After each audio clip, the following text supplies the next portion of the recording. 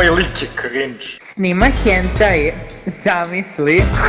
Bolestan je. Jel će on izbaciti neki klip u kome neće pričati o sisi? Danas pričam o sisama u anime. Bože moj, šta vi gledate? Sad znam da se neki raduju tome, ali znam da postoji ona ekipica koja žele da me spale na lomaču jer komentarišem sise već jedno 58 klipova za redom. Čale, ovo je za tebe! Ali sise treba voleti. Zbog sisa mnogo stvari je realizovano i stvoreno, verovali ili ne. Influence sisa možete pronaći u skoro bilo kom pojmu, kao na primjer u prvobitnoj matematici, jer bez sisa ne bi imali geometrijski oblik koji čak i dan danas zovemo krug. Miluj nas Bože po velikoj milosti svoj. A bez krugova ne bi bio ni točak, a ni mnogo toga. Danas ću vam pričati koliko su bitne raznovrsne sise u anime. Tu da nam pomogne danas jeste autor od Black Lagoona, koji nam je podario ovu specijalnu sliku koja otprilike pokazuje sve moguće brojeve sisa. A, B, C, D, E, F, G, H, I, J, K.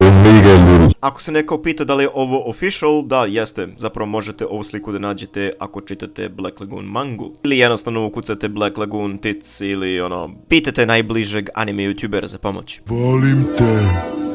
Raznovrsne sise u animeu su jako bitne, jer popunjavaju tu unutrašnju prazninu u nas, a svako ima različitu veličinu praznine. Kao što vam treba ključ za neka određena vrata, tako vam i trebaju sise tačne veličine da bi vi mogli biti popunjeni, a to sve zavisi do ukusa. Ali ukusno. Neki vole da preteruju, a neki baš i ne. Morate da zapamtite, mi ovdje ne osuđujemo, tako da ako neko voli flat ili jednostavno voli najveće moguće sise, tu nema nigde problema. Mada, ako pitate po mom mišljenju, ja ne volim flat. Jednostavno imam suviše veliku rupu u sebi. Za mene bi taman bio ha. Itadakimasu. Ako neko pita koji je omiljeni broj poznatog anime youtubera Ozu, on je rekao E.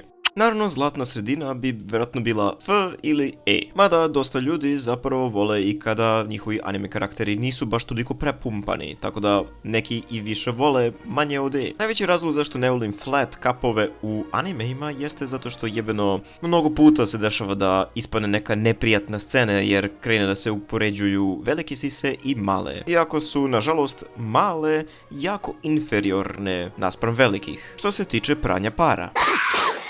Zato i u većini slučajeva možete pronaći da je dosta shounena sa brdo likuša koji imaju ogromne sise. Naravno i veličina može da upropasti samu stvar, jer postoje brdo likuša u animeu koji zapravo imaju uništeni skelet ili gore izgledaju zato što su prepumpane. Evo su vam i par primjera. Iako sam ja jako opterećen, realno svaka veličina može izgledati privlačno. Mnogi misle da su sise jako nebitna stvar u animeu, ali su zapravo jako korisne u mnogo slučajeva. Kao na primjer, za zavođenje naivčina. Mogu da služe kao oružje, kao personalni inventar. Također, karakteri sa manjim brojem koriste tu prenos da genderbenderuju. I za mnogo toga još. Hvala vam za vašu pažnju na ovaj shitpost. Ovo je čisto bilo da znate da sam živ.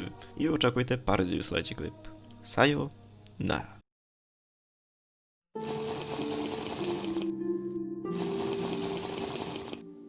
Ovaj kill je skor, Ogi je skor. Ne znam kad je Huntera, Ogi je skor. Pucao metore, bukvalno pre 30 sekundi. 30 sekundi je pucao metore.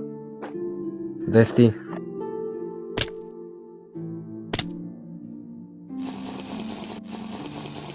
Communication, uploadujem.